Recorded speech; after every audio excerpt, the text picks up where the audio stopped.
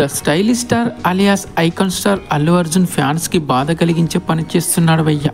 మరి అదేంటో చెప్పే ముందు చిన్న రిక్వెస్ట్, ఈ వీడియో చూస్తున్న ప్రతి ఒక్కరూ లైక్ చేసి మన ఛానల్ని సబ్స్క్రైబ్ చేసుకోండి.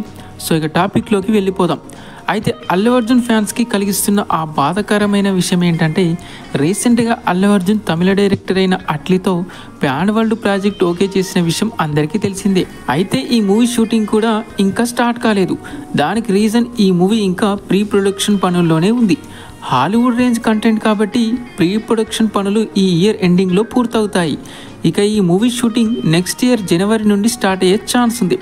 అంటే ఈ మూవీ 2027లో రిలీజ్ అవుతుందన్నమాట.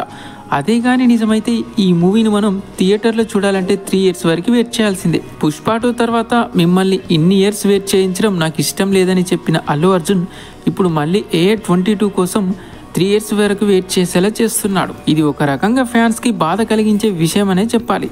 మరి దీని మీద మీ ఒపీనియన్ ఏంటో కింద కామెంట్లో చెప్పండి.